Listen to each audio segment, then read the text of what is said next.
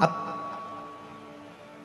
शिव जी पार्वती जी को फूलों में ढूंढ रहे हैं और थोड़े समय के बाद भगवान शंकर भी छुप गए तो पार्वती जी उन्हें शिव जी के चरण की जो रज है, कंकर है, जो रज है, जो धूल है, उसमें शिव को ढूंढ रही हैं और जो भभूत है, भस्म है, उसमें शिव को ढूंढ रही हैं। इधर से फूल फेंके जा रहे थे, उधर से भगवान के चरण की धूल फेंकी जा रही थी।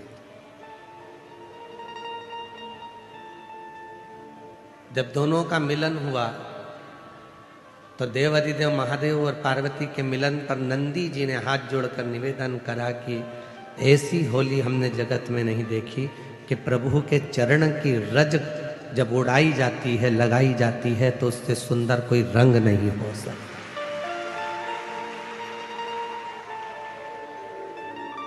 कहते हैं दुनिया के सारे रंग फीके हो जाते हैं पर शिव भक्ति का रंग कभी फीका नहीं होता। शिव के चरणों का रंग तो हम तो इतना कहेंगे कि आप जाते जाते इस कथा पंडाल की मिट्टी को एक दूसरे को लगा लोगे तो समझ लेना कि आपकी होली, आपका फागुन रंगमय हो गया, आनंदमय हो गया। और चंदन है इस देश की माटी, तपोभूमि हर ग्राम है, हर बाला देवी की प्रतिमा, बच्चा बच्चा राम है, जिसके सैनिक समर भूमि पर गाया करते गीता है, उसी माटी के हल्के नीचे खेली करती सीता है। ये चंदन है माटी, उस चंदन को ही अपने मस्तक पर चढ़ा लिया, अपने जीवन पर उतार लिया तो सुख है। और एक निवेदन और करूं पूरे राष्ट्र से, पूरे भारत की धरा पर रहने वाले एक एक सनातनियों से कि आप, कई लोग ऐसे हैं कि उनको होली पसंद नहीं आती, कोई बच्चा रंग डाल देता है तो लड़ने बैठ जाते हैं, कोई व्यक्ति जरा सा गुलाल फेंक देता है तो झगड़ा करने बैठ जाते हैं। झगड़ा मत करो, उसको धन्यवाद दो। घर में रह रहकर 4-5 लोगों के बीच में रह रहकर आप ऐसे मुसद्दी लाल हो गए हो कि कोई किसी को रंगीन देखना ही नहीं चाहता। कम से कम खुशियां मनाओ तो कोई तो तुम्हें रंग में डुबोने के लिए बैठा है जो तुम्हारी जिंदगी को रंगीन कर रहा है। आजकल की होली बस इतनी दे गई, पत्नी ने इतना सा गुलाल डब्बी में से लेके इतना सा लगा दिया, बहुत है। बहन ने भाई को इतना सा लगा दिया। अरे ऐसे रंग कर जाओ कि दूसरी बार याद आए कि पत्नी ने उस सन में जब हम शादी कर कर आए थे उसके दूसरे साल में ऐसा रंगा था, वो साल आज तक नहीं भूल पाया। तो रंगे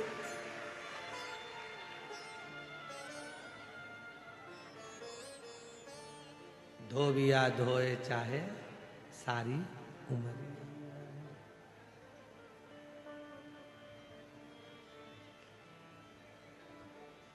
ऐसी रंगो गुरुदेव चुनर मेरी, ऐसी रंगो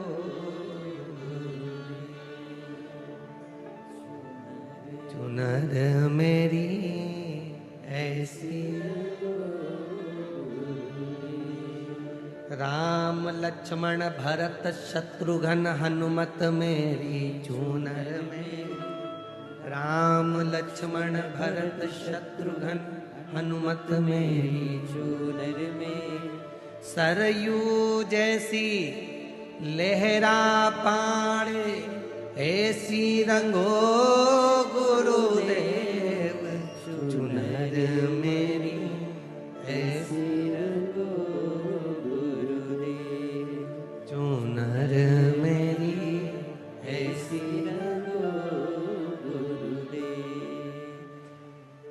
गंगा यमुना सरयू कावेरी मंदाकिनी चूनर में, गंगा यमुना सरयू कावेरी मंदाकिनी मेरी चूनर में, गोदावरी सी लहरा खावे ऐसी रंगो गुरुदेव चूनर मेरी, ऐसी रंगो गुरुदेव चूनर मेरी, ऐसी रंगो गुरुदेव। जो रंगे, शिव जो रंगे, फिर वो रंग कभी ना छू, कभी ना छू। कोई बच्चा आया तुम्हारे ऊपर रंग डाल दिया, खुश होना है, उससे लड़ना नहीं, उसके माँ बाप के पास झगड़ा करने मत जाना। कोई ने थोड़ा गुलाल डाल दिया तो झगड़ा करने मत जाओ, कोई तो बैठा है तुम्हें रंगीन करने के लिए। नहीं तो 24 घंटे हर पल हर घड़ी तो वैसे भी तुम्हारी जिंदगी ऐसी हो गई है बेरंग से। बस घर से निकलते हो ऑफिस, ऑफिस से निकलते हो घर, थोड़ा बहुत किसी से 2-4 ऑफिस वालों से काम की बात कर ली, कोई के फोन आ गए तो उनसे काम की बात कर ली, काम की बात में अपना पूरा दिन निकल जाता है। सुबह भोजन करते हो, रात्रि को भोजन करते हो, 2 घंटा आराम करते हो, रात्रि को सो जाते हो, सुबह फिर वही दिनचर्या चालू हो जाती है, चाय लिया, नाश्ता लिया, भोजन कर लो, ये कर लो। रंगीन जीवन कब, रंगीन आनंद कब? कोई रंग डाल दिया, कोई गुलाल डाल दिया, खुश हो। कोई है हमारी जिंदगी में जो हमको रंगीन करना चाहता, कोई है।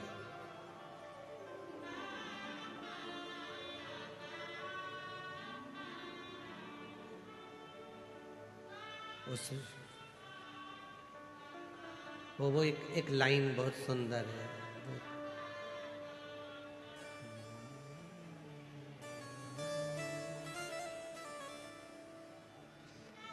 दीनानाथ तुम्हें आता है वो, लाई है हजारों रंग होली,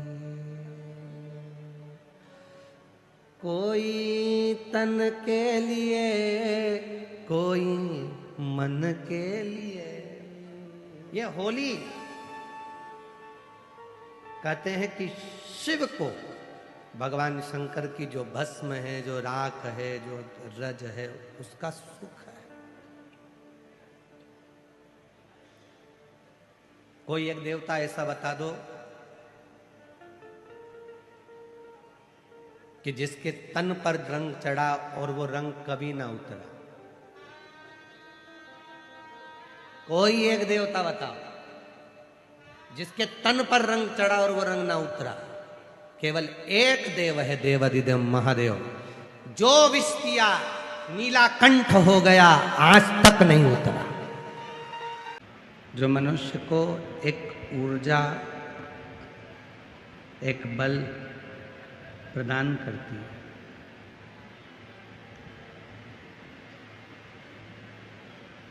वो भक्ति जो मानव जीवन को एक सफलता प्रदान करती है। शिव जी की वो भक्ति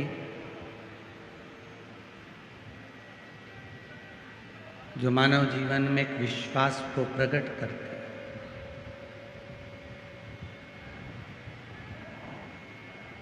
और जब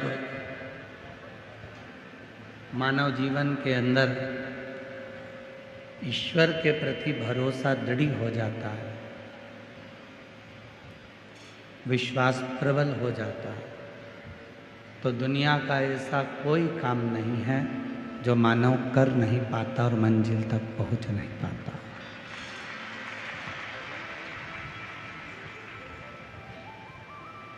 एक होता है अहंकार और दूसरा होता है संस्कार।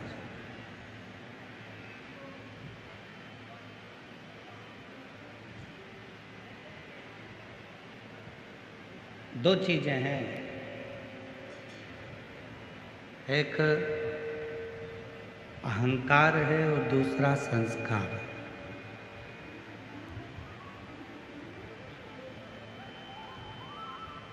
और दोनों ही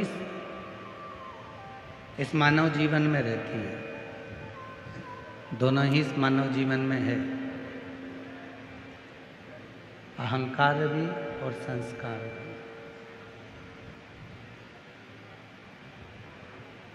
और दोनों में एक अंतर बड़ा भारी लगता है, बहुत भारी अंतर। वह अंतर है जब मनुष्य अभिमान में डूबता है, अहम में डूबता है। स्पीकर ऑन नहीं चल रहा है, कहीं पे स्पीकर चालू करो। चल रहा है, ये तुम्हारे पास आ रही है स्पीकर उन खोलो, चोंगे चोंगे खुल रहे हैं तो आवाज नहीं आ।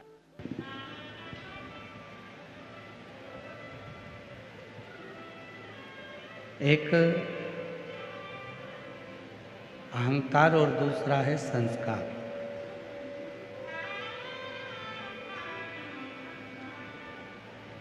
दोनों ही मानव जीवन में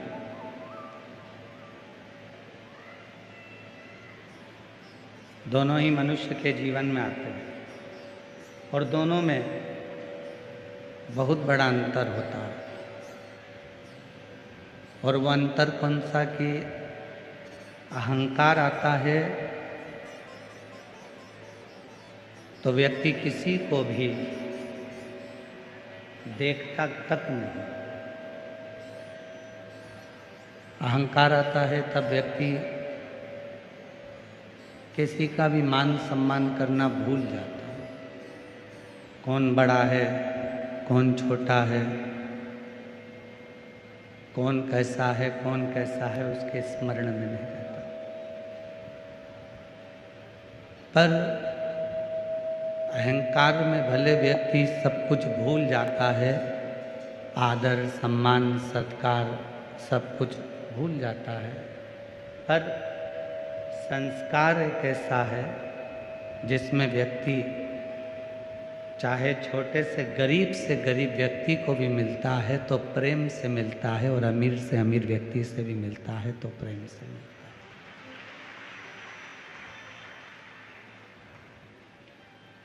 दोनों से। संस्कार व्यक्ति को गरीब और अमीर के भेद से दूर कर देता है। वो सब में एक ही देखता है कि वो ईश्वर है, वो परमात्मा है, वो शिव है, वो राम है, वो कृष्ण है, वो दत्त है, सब में वही समाया हुआ है।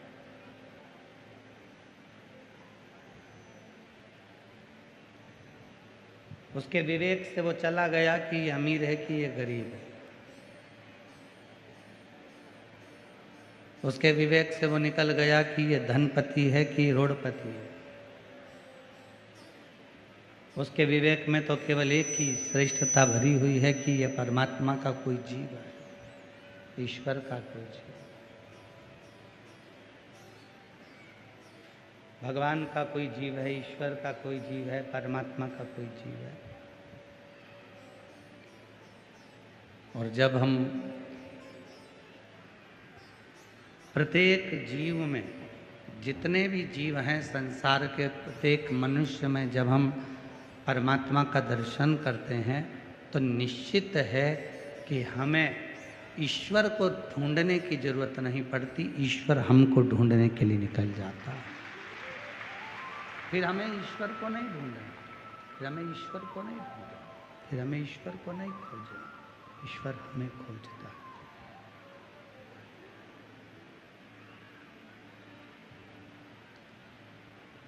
और देख लिया संसार हमने, देख लिया सब मतलब के यार हमने, देख लिया झूठे नाते झूठे रिश्ते, झूठे नाते झूठे रिश्ते, झूठा है संसार हमने देख लिया सब मतलब के यार हमने,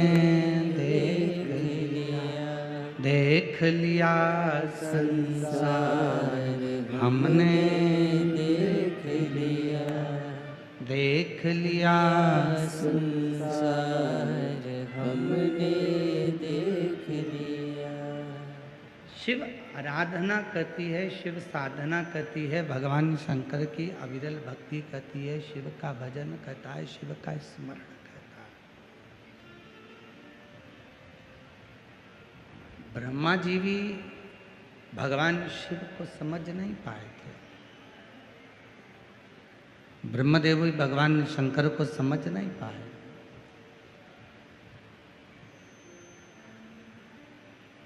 और नहीं समझे, इसलिए भगवान ब्रह्मा और भगवान विष्णु भगवान शंकर को खोजने के लिए गए।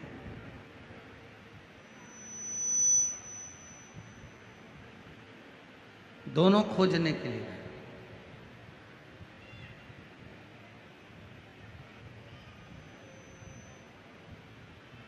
ढूंढते रहे भगवान शंकर को कि भगवान शंकर मिलेंगे, भगवान शिव प्राप्त होंगे, भगवान शंकर मिलेंगे। खोजते रहे।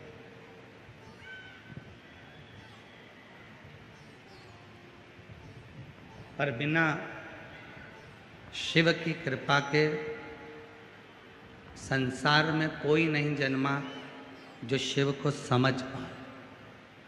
स्वयं 33 कोटि देवता भी, स्वयं 33 कोटि देवता भी भगवान शंकर को समझ नहीं सकते जब तक भगवान शिव कृपा ना करे, भगवान शंकर जब तक करुणा ना करे। प्रेशर नहीं आ रहा है, प्रेशर खोलो सारा। जब तक भगवान शिव कृपा ना करें तब तक 33 कोटि देवता भी समझ नहीं सकते भगवान शिव।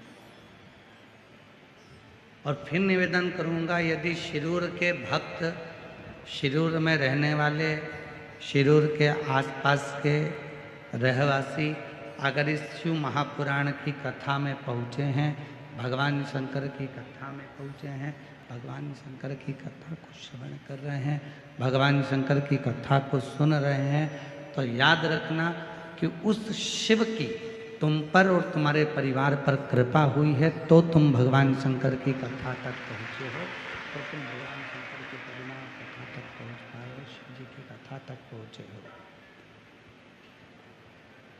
भगवान शंकर की कथा तक पहुँचे। अगर वो कृपा नहीं करता तो तुम यीशु महापुराण की कथा में भी नहीं पहुँचते, भगवान शंकर की कथा में भी नहीं पहुँचते। तेरी कृपा बिना न हिले एक भी अणु, लेते हैं श्वास तेरी कृपा से तनु। उसकी कृपा हुई तब आप कथा में जाकर बैठे, उसकी कृपा हुई तब आप भगवान शंकर की कथा का तत्व ग्रहण कर रहे हैं, उसकी कृपा हुई तो ब्रह्मदेव और भगवान विष्णु दोनों शिव को खोजने का प्रयास कर रहे हैं, दोनों खोज।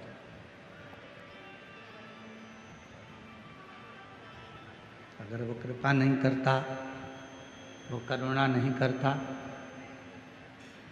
तो भगवान ब्रह्मदेव और भगवान विष्णु भी उसको नहीं खोज पाए, उन परम पिता परमात्मा को नहीं खोज पाए।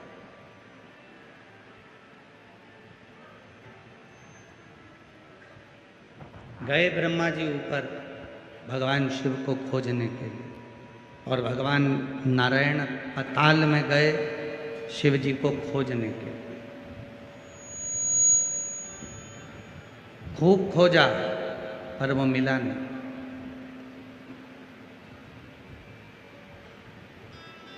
आखिरी में फिर एक बड़ा सा पर्वत, उस पर्वत को घुमाना प्रारंभ करा दोनों ने, और दोनों ने जब पर्वत को घुमाना प्रारंभ करा तब एक अग्नि का खंभ जैसा एक शिवलिंग की आकृति प्रकट हो।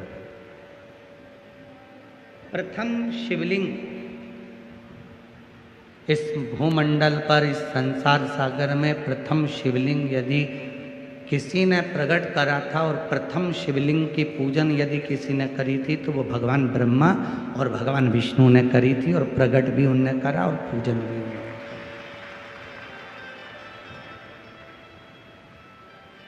प्रकट भी वही करें और पूजन भी वही करें।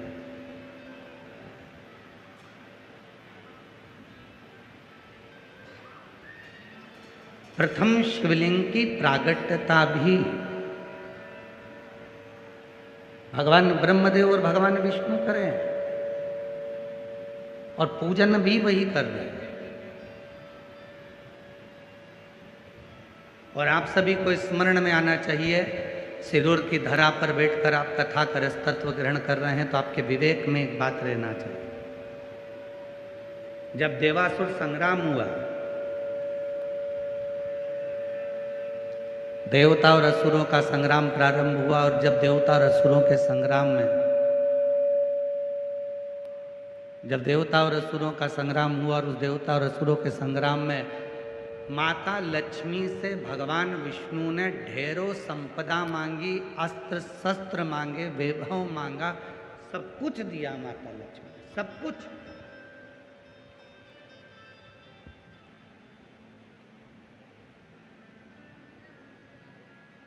कुबेर जी से मांगा, कुबेर जी ने भी सब कुछ दिया। अब एक समय ऐसा आ गया कि ना तो कुबेर जी के पास कुछ बचा, ना लक्ष्मी जी के पास कुछ बचा। लक्ष्मी जी के पास भी कुछ नहीं बचा था और कुबेर जी के पास भी कुछ नहीं बचा था, सब कुछ समाप्त हो गया। और एकांत में माता लक्ष्मी जी बैठ गई, एकांत में।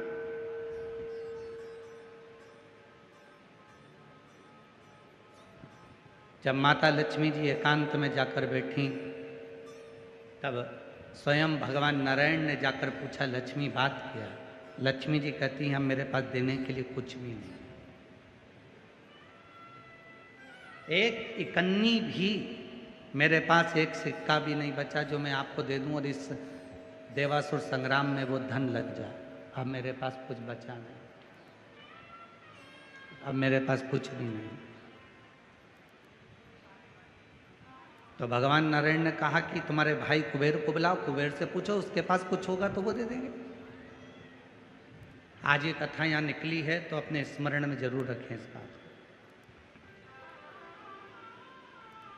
जब भगवान नारायण के पास नहीं रहा, जब ब्रह्मदेव के पास नहीं रहा, माता लक्ष्मी के पास नहीं रहा, कुबेर के पास नहीं रहा, सबके पास की संपदा सारी की सारी देवासुर संग्राम में समाप्त हो गई, तब सारे देवताओं ने विचार करा, इस देवासुर संग्राम में केवल एक देव अधिदेव महादेव सामने नहीं है, अपन उनके पास चलते हैं।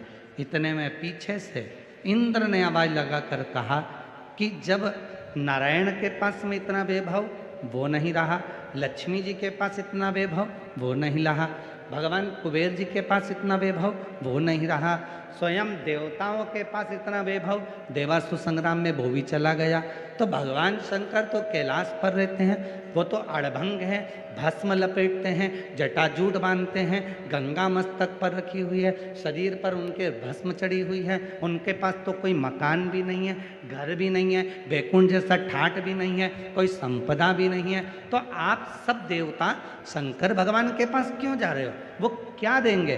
तब इतने में भगवान नारायण ने कहा, जिसके पास बहुत रहता है ना, वो कभी संसार में आकर नहीं कहता कि मेरे पास कितना है, एकदम साधारण रहता है, एकदम साधारण।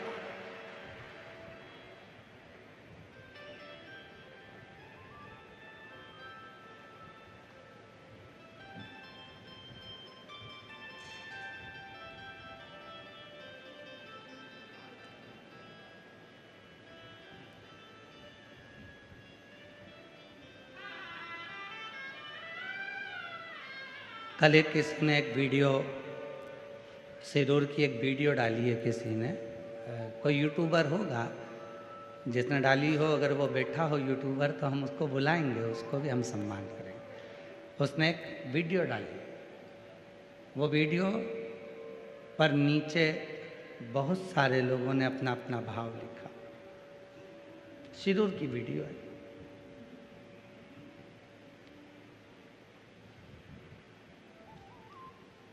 और उसमें सबसे ज़्यादा यदि कुछ लिखा है तो उसमें एक सुंदर बात लिखी कि 1 करोड़पति व्यक्ति यदि कोई कार्यक्रम कराता तो इन साधारण व्यक्तियों के बीच में नहीं जाता। और मैं उस वीडियो में लिखा था नीचे, श्री प्रकाश भाई इस पूरी पब्लिक के बीच में खड़े होकर रात्रि को नृत्य भी कर रहे हैं और आनंद भी कर रहे हैं।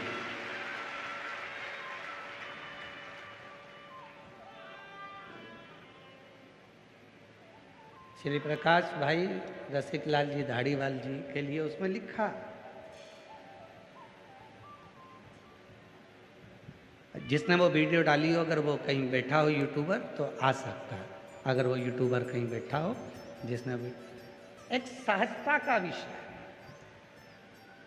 जिसके पास वैभव की कमी नहीं है, धन की कमी नहीं है, संपदा की कमी नहीं है। एक जरा सा दुकान वाला व्यक्ति, उसकी दुकान चलते चलते खूब जोरदार चलने लगती है तो उसके अंदर अहंकार आ जाता है, मैं और यहाँ बैठूंगा, मैं और यहाँ जमीन पे बैठूंगा, मैं और इतनी दूर कथा सुनने जाऊंगा, मैं और ऐसा करूंगा, मैं और भंडारे में भोजन करूंगा। जरा सा धन आता है और व्यक्ति के अंदर अहंकार आ जाता है। और एक करोड़पति व्यक्ति भी जिसके पास में कई फैक्ट्रियां हो, धन हो, वैभव हो, और उसके बाद भी वो तुम्हारे पास में, तुम्हारे साथ में रात को कीर्तन कर रहा हो, भजन कर रहा हो, स्मरण कर रहा हो, तो जीवन का एक सुख हमको प्राप्त होगा, एक आनंद प्राप्त होगा। ये कथा के मध्य में ये सीख सीखने को मिलती है। जिस पेड़ में ज्यादा फल लग जाते हैं वो पेड़ हमेशा झुकता है, और जिस पेड़ में फल कम लगते हैं, 2-4 फल लगते हैं तो भी ऐसा ऐसा हवा में डोलता रहता है। 2-4 प्लाट ले लिए, 1-2 दुकान हो गई, इसके बाद तो ऐसा डोले कि मेरे बराबर कोई नहीं। और जिस वृक्ष में ढेर सारे फल हैं वो एकदम नम्रता के साथ झुक कर चलता है, अपनी जिंदगी को सार्थक बनाकर चलता है, धन से नहीं है।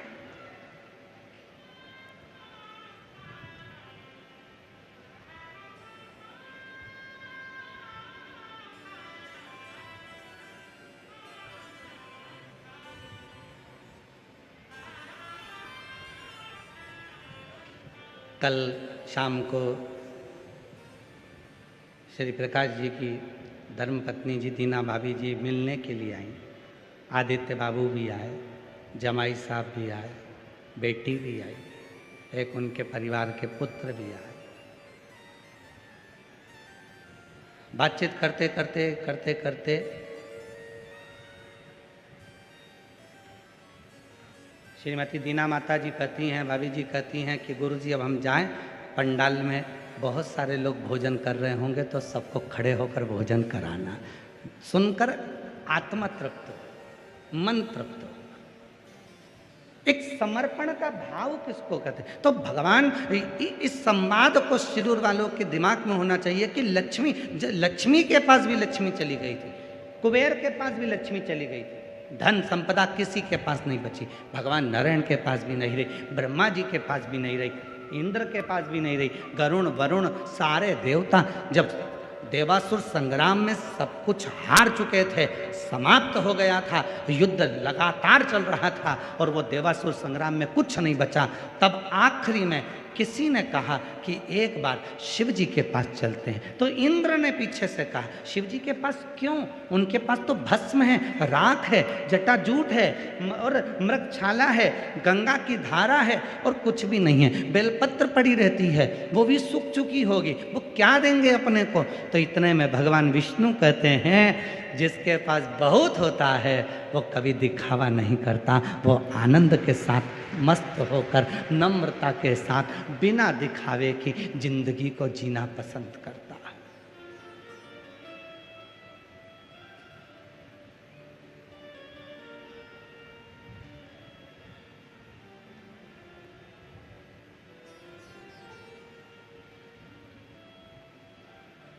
भगवान विष्णु ने कहा नहीं चलो उस भगवान शिव जी के पास चलो। तो इतने में फिर इंद्र ने कहा वो कुछ देंगे ही नहीं, उनके पास है ही नहीं।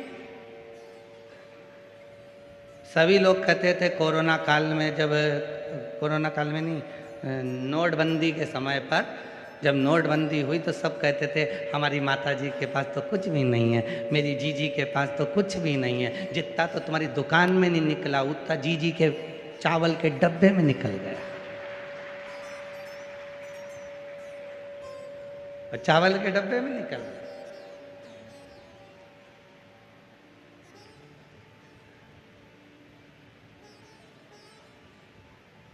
तुम्हारे नोट तो फ्रेश निकले, उसके तो कीड़े खा गए। सोचो कितनी करोड़पति होगी जिसके नोट कीड़े खा रहे हैं।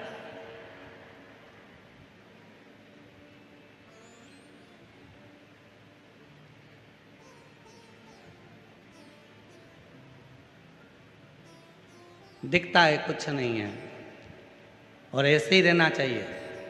भगवान खूब दे देना तो भी किसी के सामने बताना नहीं कि खूब दिया। नम्रता रखना, जनमानस में प्रेम परोसते रहना, ये जीवन का सुख है, ये जीवन का नम्रता दी श्रेष्ठ संस्कार का लक्षण ही है।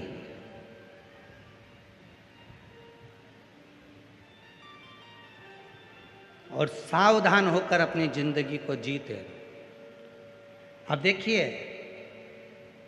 भगवान विष्णु मुख से कह रहे हैं कि शंकर जी हमको दे सकते हैं, और इंद्रदेव कह रहे हैं नहीं दे सकते हैं। देवता है ना,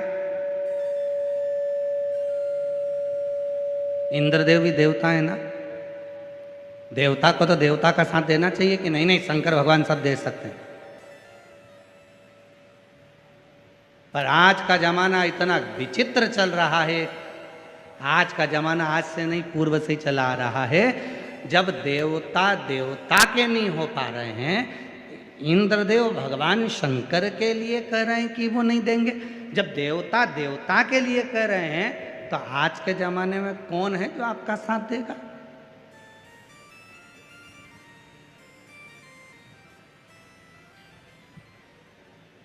इसलिए थोड़ा सावधान होकर जिंदगी जीना। अपने ही दांत अपनी ही जीवान को काट देते हैं। दांत भी अपने हैं और जीवान भी अपनी है। कभी कभी अपनी जीवान को अपने ही दांत काट देते हैं। उसी तरह कभी कभी अपना बनकर अपनों को ही अपने निपटाने का सोचने लगते हैं। कोई दूसरा नहीं है। आक्षेप लगाने वाले भी अपने हैं, अपशब्द बोलने वाले भी अपने हैं, ताना देने वाले भी अपने हैं, गाली देने वाले भी अपने हैं, आड़ा टेढ़ा बोलने वाले भी अपने हैं। कोई दूसरा नहीं होगा।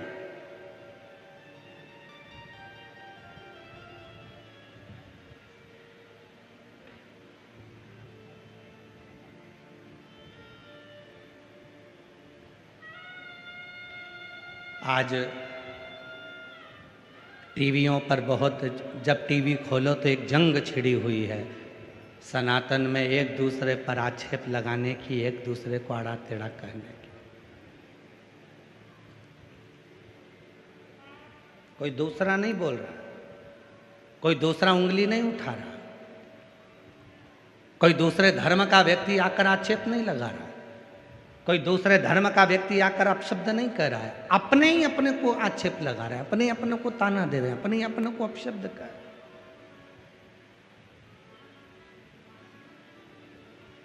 और उसमें हमारा सनातन धर्म इन एक दूसरे की, सनातनियों की लड़ाई में हमारे सनातन धर्म को नीचे ले जाया जा रहा है। नीचे निवेदन है, एक होकर अपनी जिंदगी को जीने का प्रयास करो।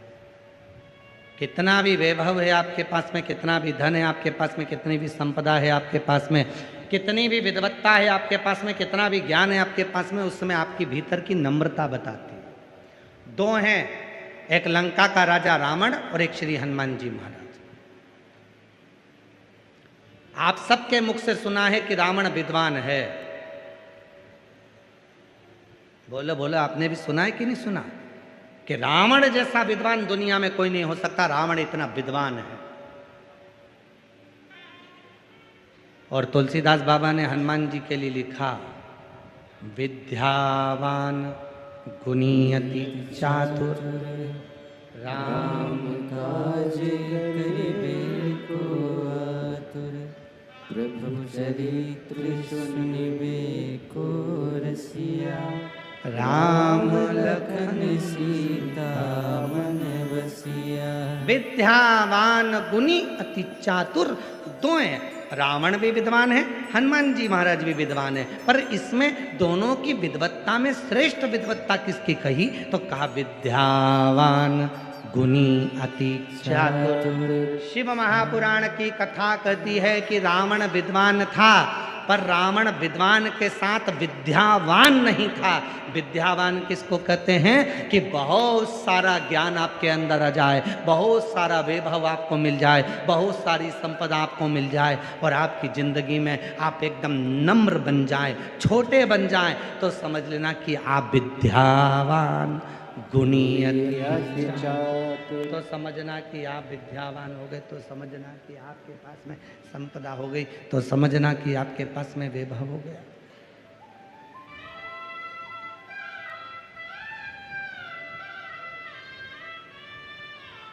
अब तुलसीदास जी ने हनुमान जी को विद्यावान क्यों कहा?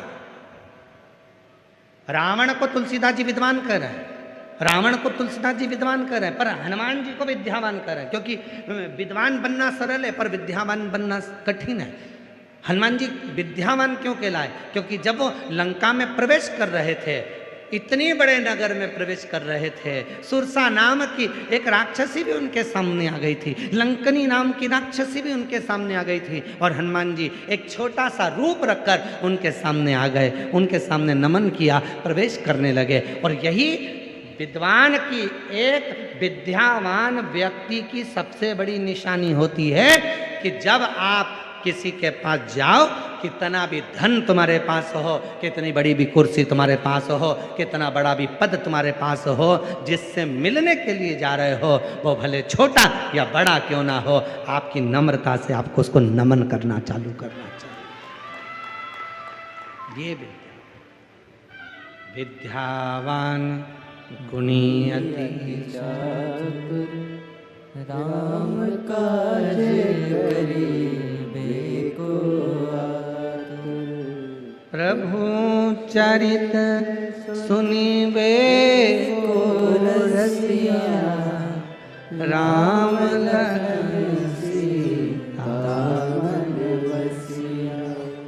सूक्ष्म रूप धरि सिया दिखावा, विकट रूप धरि लंक जरावा। भीम रूप धरि असुर संहारे, रामचंद्र जी के काज सवारे। हनुमान जी विद्यावान।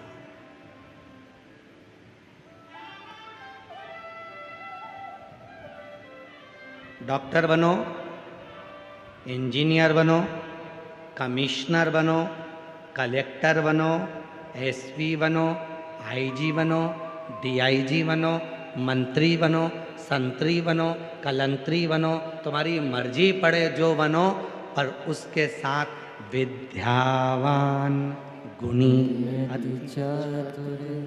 उसके साथ सबसे ज्यादा जरूरी है विद्यावान बनना। विद्यावान मतलब कोई भी मिले उससे नम्रता से हाथ जोड़कर नमन कर कर उसका आदर करना, यह विद्यावान की निशानी है, यह विद्वत्ता की निशानी।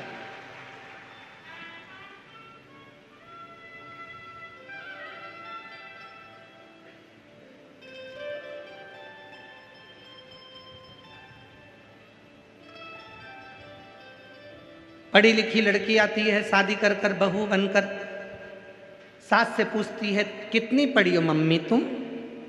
सास कहती है बेटा मेरे समय पर तो मैं केवल 10th क्लास तक पढ़ी हूं। 10वीं?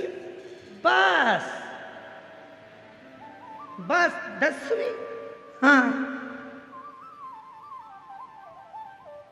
और मैं MBA।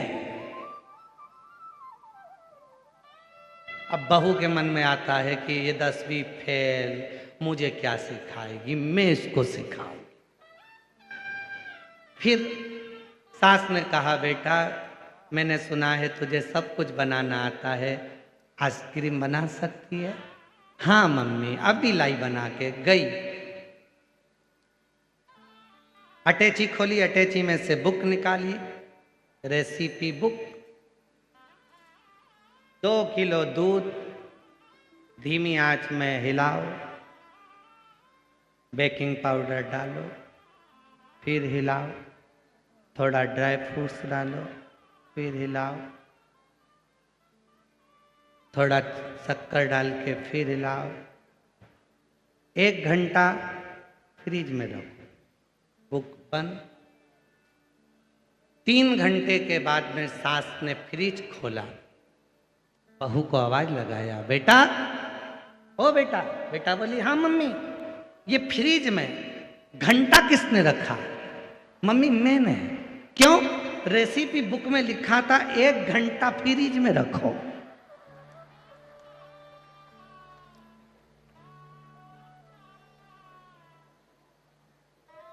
सास ने कहा, तेरी रेसिपी बुक में लिखा था 1 घंटा फ्रिज में रखो। वो लिखना भूल गया कि जो तूने घोल बनाया है उसको 1 घंटा फ्रिज में रख। तू मंदिर का घंटा फ्रिज में रखिया, मंदिर का घंटा।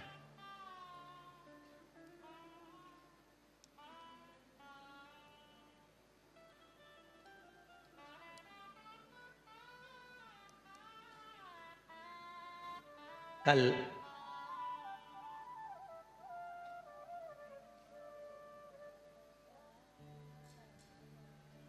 प्रकाश भाई जी धाड़ीवाल जी की धर्म पत्नी श्रीमती दीना माता जी कह रही थी कि गुरुजी, मैंने अपने बच्चों से कहा कि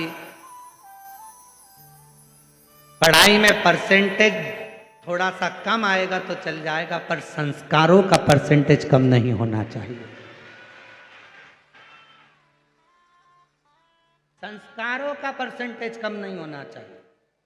नम्रता, विनम्रता जो हमारे दादाजी ने हमको दी है, जो हमारे ससुर ने हमको दी है, जो नम्रता विनम्रता तुम्हारे पिताजी को मिली है दादाजी से, उनके दादाजी ने उनको दी, उनके पिताजी ने उनको दी, वैसी ही विनम्रता नम्रता अपने बच्चों से मैं कहती हूँ कि तुम में भी होना चाहिए। संस्कारों की कमी क्यों हो रही है? 20 वर्ष तक माता पिता अपने बच्चे को राम बनाने की चेष्टा करते हैं। हर माता पिता सोचते हैं मेरा बेटा राम बनेगा, मेरा बेटा राम बनेगा, मेरा बेटा राम बनेगा। 20 साल तक बच्चे को पढ़ाते लिखाते, अच्छे अच्छे कॉलेज में भेजते, बहुत दूर दूर पढ़ने भेजते, अच्छी कोचिंग क्लास में भेजते, दिन रात पढ़ाते हैं और प्रयास करते हैं कि 20 साल तक मेरा बेटा पढ़ेगा, राम बनेगा। और 20 दिन की कुसंगति बेटे को मिलती है और वो राम की जगह रावण बन जाता है। संस्कारों की कमी हो जाती है, सभ्यता की कमी हो जाती है, मर्यादा की कमी हो जाती है, मानक की कमी हो जाती है। वो समझ नहीं पाते। सास 10वीं फेल है, बहू MBA BA CA सब कुछ पढ़ी हुई है, फिर भी बहू को सोचना चाहिए कि मैंने किताब की पढ़ाई करी है और मेरी इस सास ने ठोकर खा खा कर अपनी पूरी परिस्थिति को देखकर वो पढ़ाई करी है जो जिंदगी में कोई नहीं कर सकता, इसलिए मेरी उम्र से ज़्यादा मेरी सास की उम्र है। पढ़ाई नहीं, उसकी विद्वत्ता देखो कि मेरी सास में विद्वत्ता कितनी है, मेरी सास में विद्वत्ता कितनी, वो देखो उसकी विद्वत्ता देखिए, उसकी नम्रता देखिए।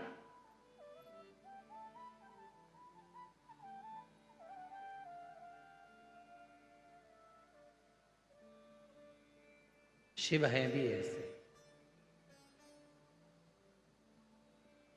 जिसकी प्रतिमा इतनी सुंदर वो कितना सुंदर होगा, वो कितना सुंदर होगा। नाम है तेरा तारणहार, कब तेरा दर्शन होगा। जिनकी प्रतिमा इतनी सुंदर वो कितना सुंदर होगा, वो कितना सुंदर होगा। भी बोलो जरा एक बार दिल से बोलो, नाम है तेरा तारणहारा, कब तेरा दर्शन होगा। सिरूर की जीजियों आवाज नहीं आ रही है, जी जाऊं आवाज नहीं आ रही है, बेटी बेटा बुजुर्ग सब आवाज आना चाहिए। नाम है तेरा तारणहारा, कब तेरा दर्शन होगा। जिसकी प्रतिमा कितनी सुंदर, वो कितना सुंदर होगा, वो कितना सुंदर होगा। जब भगवान विष्णु जी कह रहे हैं कि शिव दे सकते हैं, तो भगवान नारायण मना कर रहे हैं, भगवान इंद्र मना कर रहे हैं, नहीं नहीं नहीं वो नहीं दे सकते।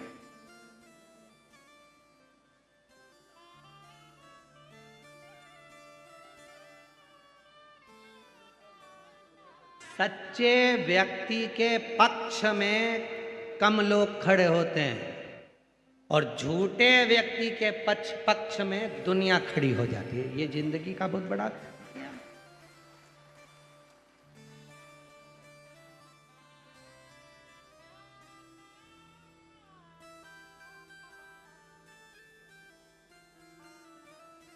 अभी रुद्राक्षोत्सव था, तो रुद्राक्षोत्सव का तीसरा दिन एक सोलापुर की एक बेटी आई और उसके माँ बाप भी उसके साथ में थे। तो उन्होंने पूछा, गुरुजी मेरी बेटी का अदालत में केस चल रहा है। हमने पूछा काय का चल रहा है? तो कब तलाक का। हमने पूछा क्यों? तो कहा वो लड़का ठीक नहीं।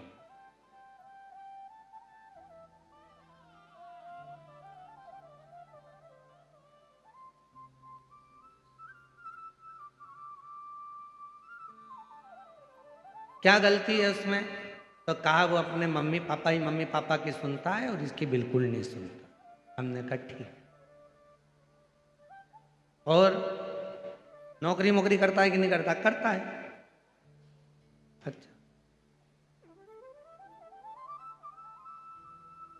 बेटा तुम नौकरी करती हो? हाँ।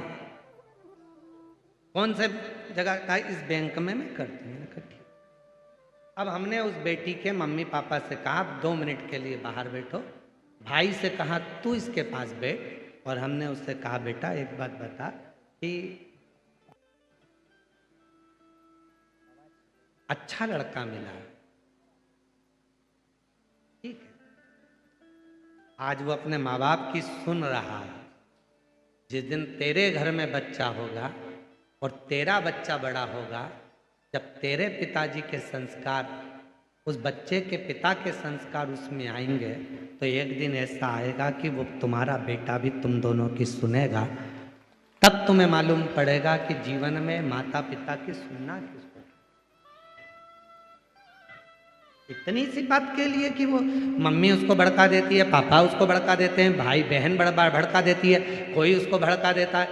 याद रखना, आज के जमाने में कोई किसी को भड़काता नहीं है। आज का जमाना इतना विचित्र है कि सब पढ़े लिखे हैं, सब एजुकेटेड हैं, सब विद्यावान हैं। सबके अंदर ऐसा कोई संसार का बच्चा नहीं है जो पढ़ा लिखा नहीं है।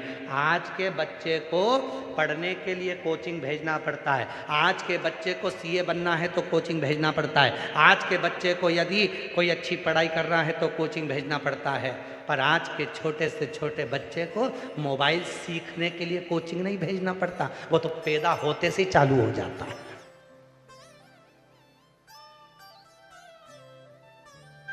उस बच्चे को सिखाना नहीं पड़ता कि व्हाट्सएप कहां से खुलेगा, उस बच्चे को सिखाना नहीं पड़ता इंस्टाग्राम कहां से खुलेगा, उस बच्चे को सिखाना नहीं पड़ता कि मोबाइल का फंक्शन कहां से खुलेगा।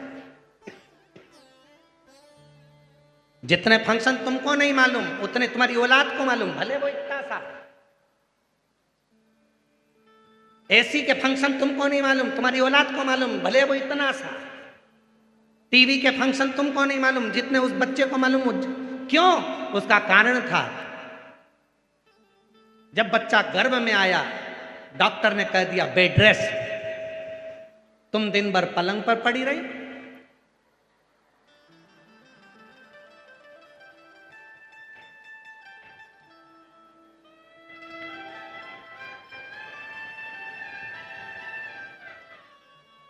पूरे बेड रेस्ट के टाइम पर तुमने मोबाइल के एक एक फंक्शन को चलाना सीख लिया। एक एक फंक्शन तुम बाहर चला रही थी, अंदर बैठा वो चला रहा था। अंदर पैदा होने के बाद 4 महीने के बाद जैसे ही बच्चा रोया, मम्मी ने मोबाइल चालू करके उसके पास रखा, एकदम चुप, एकदम चुप। खाना नहीं खाता तो मम्मी ने मोबाइल नहीं चला दिया। एक मोटा हाथी, बच्चा चुप।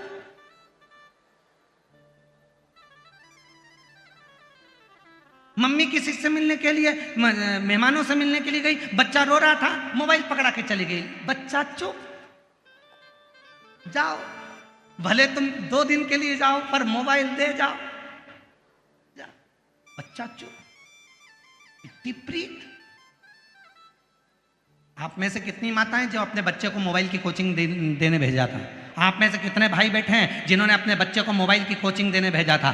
कोई माता पिता अपने बच्चे को मोबाइल की कोचिंग सीखने के लिए नहीं भेजता, मोबाइल चलाना सीखने के लिए नहीं भेजता। वो गर्व से सीख कर आता है, क्योंकि दिन रात माताएं चलाती हैं तो बच्चे के भी असर आ जाता है और वो कोचिंग सीख जाता है, उस मोबाइल को चलाना सीख जाता है।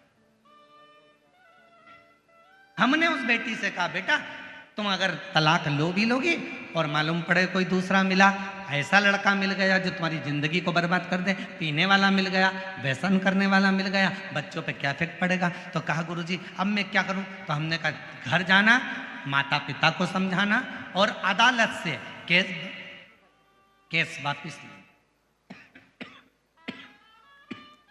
अदालत से केस वापिस, ठीक है।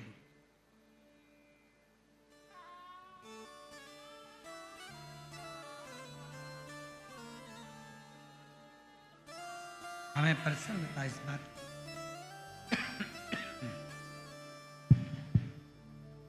हमें प्रसन्नता इस बात की है कि कल उस बेटी ने सीहोर ऑफिस में मैसेज करा कि हमने केस वापस लेने के लिए कार्रवाई चालू कर दी।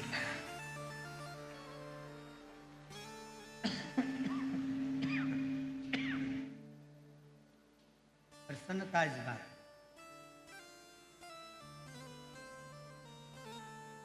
महाराज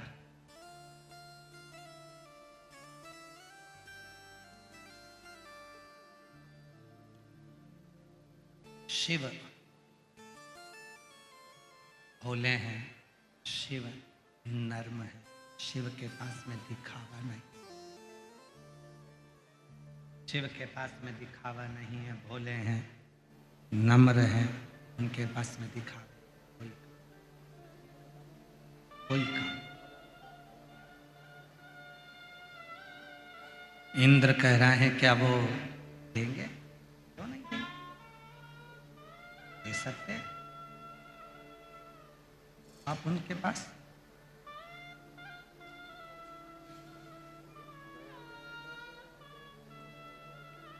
भगवान विष्णु कह रहे हैं कि एक बार भगवान शिव के पास चलना चाहिए। जब लक्ष्मी जी के पास में वैभव नहीं है,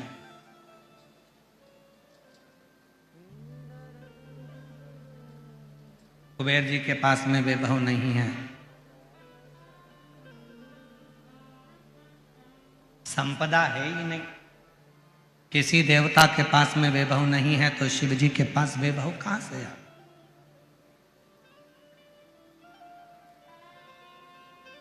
शिव जी के पास वैभव कहां से? वैभव शंकर के पास वैभव।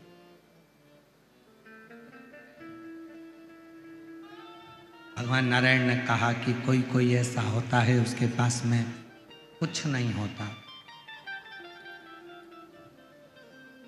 वो दिखता है उसके पास में कुछ भी नहीं, दिख रहा है कि उसके पास कुछ नहीं है पर उसके पास बहुत कुछ हो।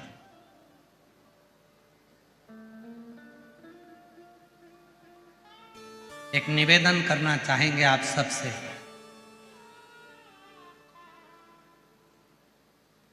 अपने घर के बच्चों को साल में 1 या 2 बार नाना नानी के घर और दादा दादी के घर लेकर जरूर जाया करो। भले नाना नानी के पास देने के लिए कुछ नहीं होगा, पर उनका अपना अनुभव जरूर है। भले दादा दादी के पास में कुछ नहीं होगा, पर उनका अपना अनुभव जरूर है।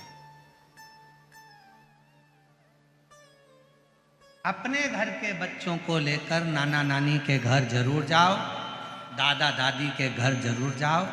क्यों? वो नाना नानी और दादा दादी के पूरी जिंदगी का जो अनुभव होता है वो अपने छोटे छोटे बच्चों को देते हैं, संस्कार प्राप्त हो जाता है। वही सुख, वही संस्कार जीवन का सुख दे, वही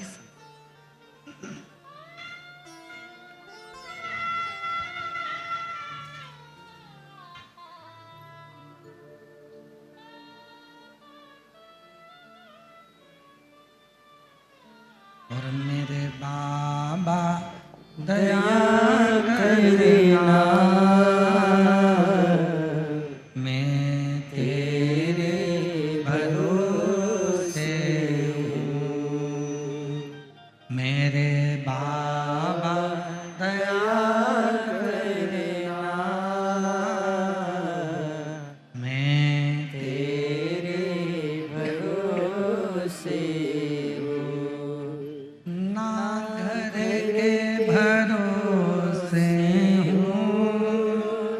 ना परिवार के भरोसे हो,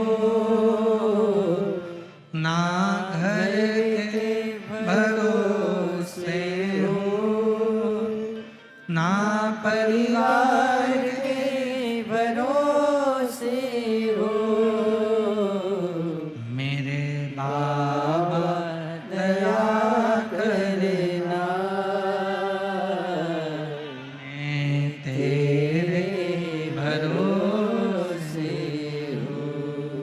भोले बाबा दया करना,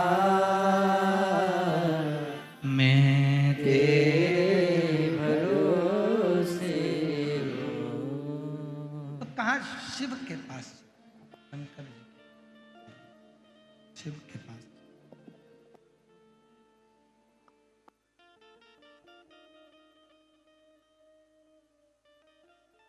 झूठ के साथ, असत्य के साथ, कपट के साथ में, बेईमानी के साथ में ढेरों लोग एकत्रित हो जाते हैं। पर जहां सत्य होता है, जहां ईमानदारी होती है, सत्य होता है, विश्वास होता है, जहां पर सत्य की कोई बात होती है, वहां कोई एकत्रित नहीं होता।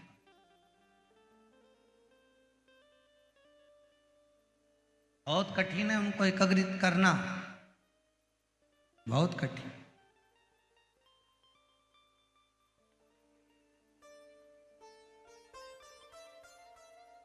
कल एक किसी ने पत्र भेजा था, एक बहन जी ने, कि मेरे घर में 22 साल तक औलाद नहीं हुई।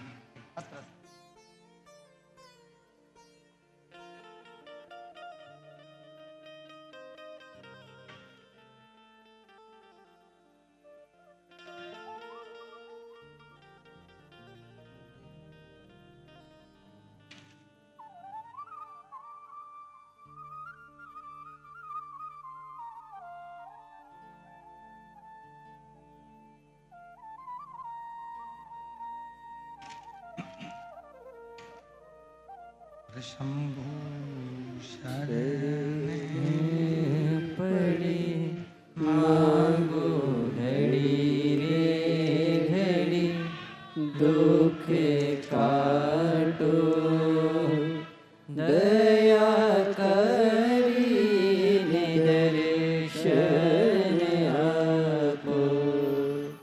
शंभु शरण पड़ी मांगो घड़ी रे घड़ी, दुख काटो दया करीने दर्शन आपो। शंभु शरण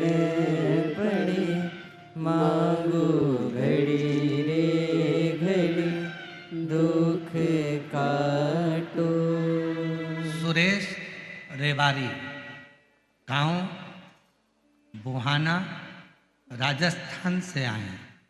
कहीं बैठे हों तो हाथ हिला सकते हैं। अगर कहीं बैठे हों तो हाथ हिला सकते हैं। सुरेश रेवाड़ी, गांव बुहाना, राजस्थान से हैं। मोबाइल नंबर मेरा ये है। गुरुदेव, मैं पूना महाराष्ट्र में सर्विस करता हूँ। मेरी धर्मपत्नी मंजू रेवाड़ी, मोबाइल नंबर ये है। गुरुदेव, मेरी शादी को 22 साल हो गए। मेरे कोई बच्चे नहीं थे। मैंने बहुत इलाज करवाया, 3 बार IVF भी करवाया, लेकिन कोई फर्क नहीं पड़ा। फिर मैंने सब कुछ करना छोड़ दिया। फिर पूना में सांगवी में आपकी कथा 2023 साल में हम दोनों आपकी कथा पंडाल में बैठकर सुनी, और बाबा के पंडाल में बैठकर वहां की मिट्टी को मेरी पत्नी ने गर्भ से लगाया, पेट से लगाया, और बाबा की ऐसी कृपा हुई गुरुदेव, 2 महीने के बाद उसका गर्भ ठहर गया। साल 2024 को बाबा की कृपा से 22 साल के बाद में मेरे घर में लड़के ने जन्म लिया। मैं बाबा को यहाँ प्रणाम करने के लिए, मैं बाबा को यहाँ नमन करने के लिए, खींचना पड़ रहा है, साउंड थोड़ा अंदर का प्रेशर नहीं आ रहा है, आवाज पकड़ रहा है गला बार बार। 2023 में हमने कथा सुनी थी, और बाबा की कृपा से 2024 में मेरे घर में लड़के ने जन्म लिया। मैं बाबा को यहाँ प्रणाम करने के लिए। कितने वर्ष के बाद हुआ है? जम के बोलो जरा। 22 साल, 22 वर्ष के बाद ये योग लगा। कहीं बैठे हो तो आ सकते हैं और बेलपत्र ले सकते हैं। 22 वर्ष के बाद योग, भरोसा किया शिव पर, विश्वास किया शिव पर। जब हम भगवान देवाधिदेव महादेव पर भरोसा करते हैं, विश्वास करते हैं,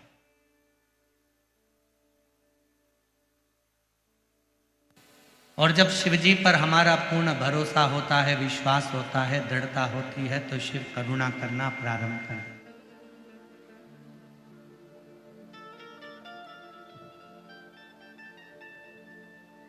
ये लाखों की संख्या में आप लोग आए हो, क्या लेकर आए हो अपने साथ? एक विश्वास, एक भरोसा,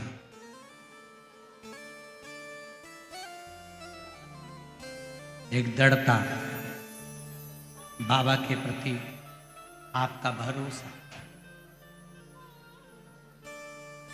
शिव है। मैं कथा सुनूंगी बैठकर, बाबा से प्रार्थना करूंगी बैठकर, वहाँ की रज को, वहाँ की मिट्टी को अपने मस्तक पर चढ़ाऊंगी, और मेरा देव अधिदेव महादेव मेरी झोली खुशियों से भर देगा। ये विश्वास है, ये भरोसा है। एक पत्र और आया, अच्छा,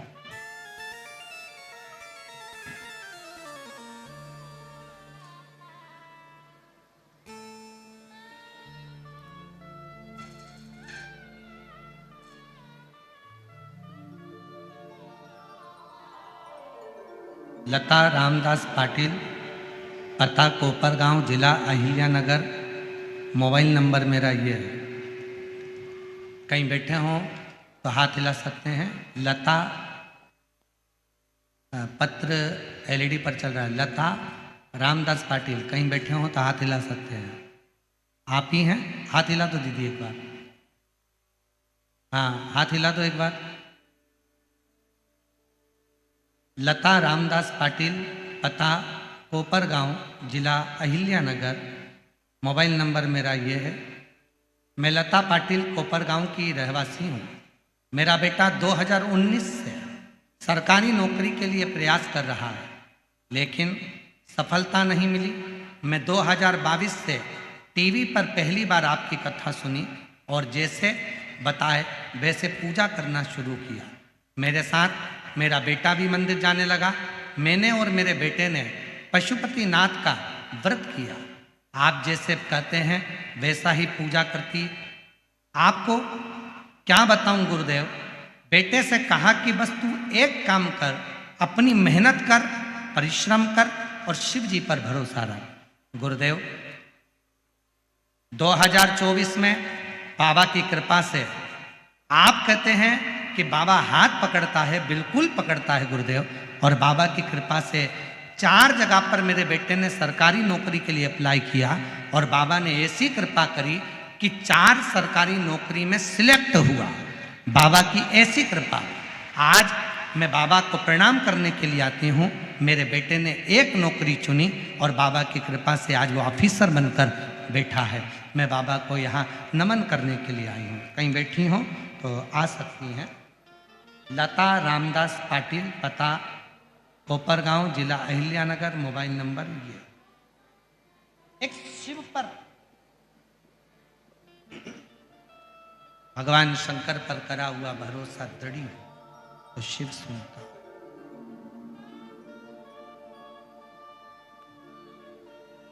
बोल बम का नारा है, आवाज आवाज नहीं आई है। बोल बम का नारा है, सारी समस्या का हल श्री शिवाय, श्री शिवाय नमस्ते। एक लक्ष्य अपने भीतर है और वो लक्ष्य यदि भीतर है वो मंजिल तक जरूर पहुंचे, मंजिल तक।